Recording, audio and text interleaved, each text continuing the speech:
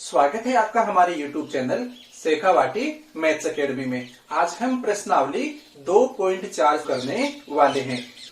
इससे पहले वाले वीडियो में हमने आपको प्रश्नावली 2.1, 2.2 और 2.3 आपको बताई थी। यदि वो वीडियो अभी तक आपने नहीं देखे हैं तो नीचे डिस्क्रिप्शन बॉक्स में उसका लिंक दिया हुआ है, वहां पे जाके आप उनको देख सकते हैं। तथा यदि अभी तक आपने हमारा YouTube चैनल सब्सक्राइब नहीं किया है तो हमारे YouTube चैनल को सब्सक्राइब करें तथा नोटिफिकेशन बेल को प्रेस करना बिल्कुल भी नहीं भूलें, ताकि हमारे YouTube चैनल से रिलेटेड जो भी लेटेस्ट वीडियो है उनकी नोटिफिकेशन आप तक तुरंत पहुंच सके। तो चलिए शुरू करते हैं। तो हमारा क्वेश्चन नंबर दूसरा है कि निम्नलिखित परिमेय संख्याओं के दशमलव प्रसार लिखिए एवं बताइए कि ये शांत हैं। तो हमें इनके दशमलव प्रसार आपको बताने हैं। तो हमें सबसे पहले तो ये बताना है कि इनका दशमलव प्रसार कैसा है और उसके बाद में हमें इनका दशमलव प्रसार ज्ञात करना है। तो हमारे पास में पहला क्वेश्चन है 13/125। तो हमने मान लिया x बराबर 13/125। तो इसका दशमलव प्रसार बताने के लिए हमें इसके अभाज्य गुणनखंड करने पड़ेंगे। तो 125 के हमने अभाज्य गुणनखंड किए तो सबसे पहले 5 का भाग लगाया, 5 का भाग लगाया तो 25 और 25 में 5 का भाग लगाया तो 5 और 5 में 5 का भाग लगाया तो 1। तो 5 गुणा 5 गुणा 5 यानी 5 की घात कितनी आ गई? 3 आ गई। तो ये हो जाएगा 13/5 की घात 3।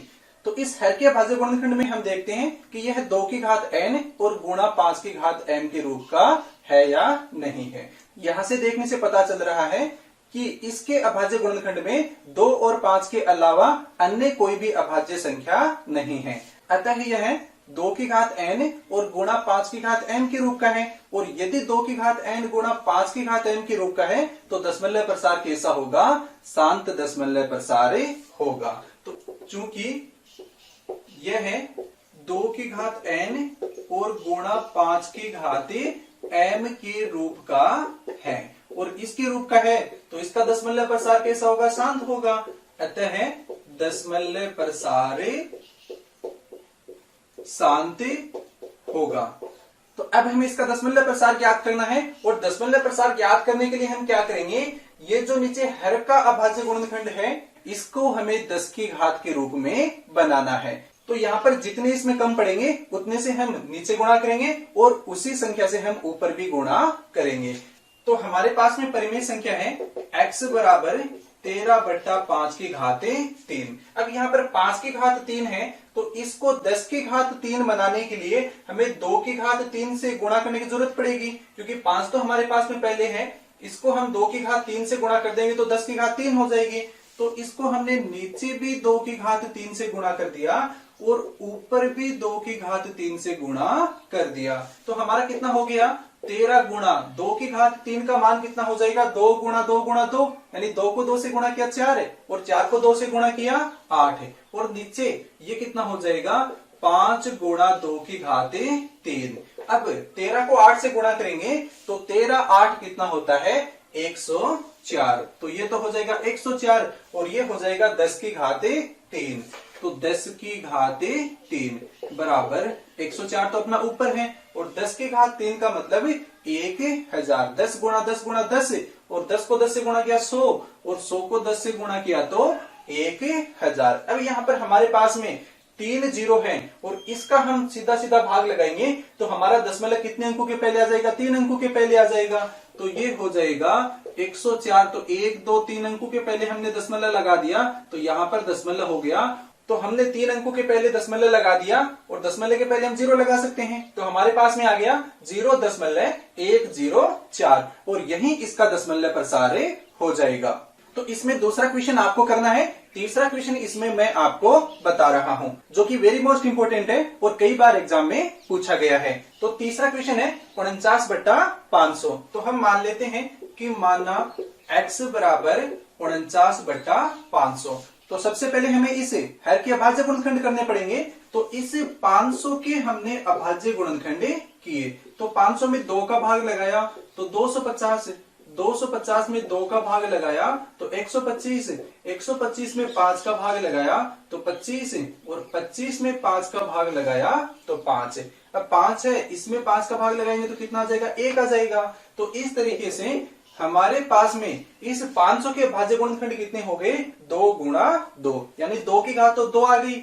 उसके बाद में 5 गुणा 5 गुणा 5, तो 5 की घात कितनी आ जाएगी, 3 घातें आ जाएंगी। तो इसके भाज्य गुणनखंड से देखने से पता चल रहा है कि इसमें 2 और 5 ये भाज्य संख्या हैं, इसके अलावा अन्य भी कोई भी भाज्य संख्या नहीं है। तो यह 2 की घात n और गुणा 5 की घात m के रूप का है। तो इसका दशमलव प्रसार कैसा हो जाएगा, शांत दशमलव प्रसार हो जाएगा। तो हम लिख देंगे, चूंकि यह 2 की घात n और गुणा 5 की घात m के रूप का है, अतः इसका दशमलव प्रसार कैसा हो जाएगा, अतः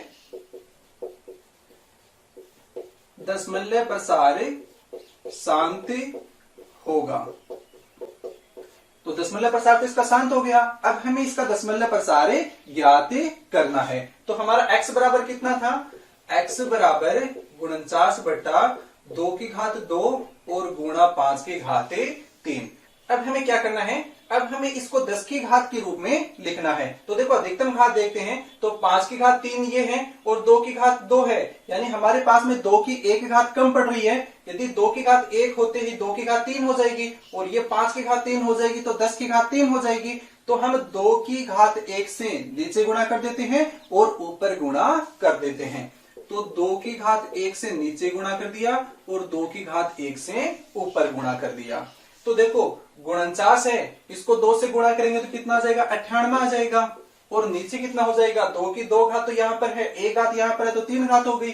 तो 2 की घात 3 और गुणा 5 की घात 3। तो 5 को 2 से गुणा करेंगे 10 हो जाएगा और 10 की घात कितनी हो जाएगी, 3 हो जाएगी। और 10 की घात 3 का मतलब 10 गुणा 10 गुणा 10 और 10 को 10 से गुणा करेंगे 100 और 100 को 10 से गुणा करेंगे तो हमारे पास में कितना आ जाएगा, 1000 आ जाएगा। अब नीचे हमारे पास में 3 जीरो हैं और इसका यदि भाग 98 में लगाएंगे तो 3 अंकों के पहले दशमलव आ जाएगा, लेकिन हमारे पास तो 2 ही अंक हैं, तो हम 1 जीरो और लगा लेंगे। तो इस तरीके से ये 98 हमारे पास में है, तो 1 जीरो और लगा लिया तो 3 अंक हो गए। तो 1 अंक, 2 अंक और ये 3 अंक, और इसके पहले हम दशमलव लगा देंगे और दशमलव के पहले 0 लगा सकते हैं। तो हमारा दशमलव प्रसार कितना आ जाएगा, 0.098 है और यही हमारा उत्तर हो जाएगा। तो इस तरीके से दूसरा क्वेश्चन है ये कंप्लीट होता है।